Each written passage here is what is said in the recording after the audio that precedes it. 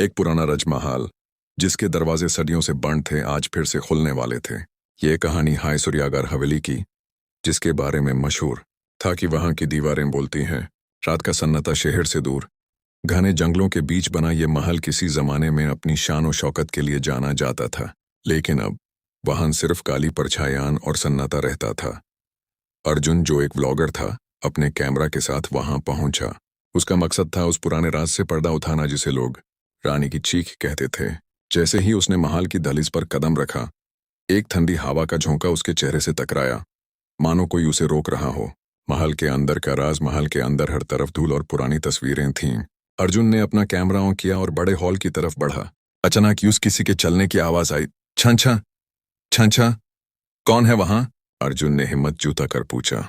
कोई जवाब नहीं आया, लेकिन सामने लगे एक बड़े आने मिरर में यूं कुछ अजीब दिखा। आने में अर्जुन के पीछे एक लंबी परछाई खड़ी थी, लेकिन जब उसने पलट कर देखा तो वहां कोई नहीं था। वो खौफनाक कमरा अर्जुन सीढ़ियां चढ़ते हुए महल की सबसे ऊपर वाली मंजिल पर पहुंचा। वहां एक कमरा था जिसके बाहर एक भारी जंजीर बंधी थी। उसने जंजीर खोली और दरवाजा धक्का देकर खोला। कमरे के बीच में एक पुराना श्रृंगारदान ड्रेसिंग टेबल था। वहां एक पुरानी चुड़ैली हंसी गूंजी। अचानक कमरे के सारे दिए अपने आप जल उठे। सामने कुर्सी पर एक औरत बैठी थी, जिसका चेहरा बलों से ढाका था और उसने लाल रंग का पुराना जोड़ा पहना था। आखिरी पल उसने धीरे से अपना सर उठाया। उसके चेहरे पर कोई चमक नहीं, बल्कि सिर्फ खाली आंखें थीं।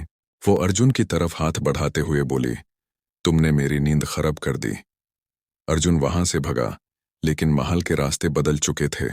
वो जिस दरवाजे से बाहर निकालने की कोशिश करता, वही दरवाजा उसे वापस उस खौफनाक कमरे में ले आता। उसका कैमरा गिर गया और स्क्रीन पर सिर्फ एक ही चीज दिख रही थी। वो रानी अब अर्जुन के बिल्कुल करीब खड़ी मुस्कुरा रही थी। सुबह जब लोगों ने महल के बाहर देखा तो सिर्फ अर्जुन का कैमरा मिला।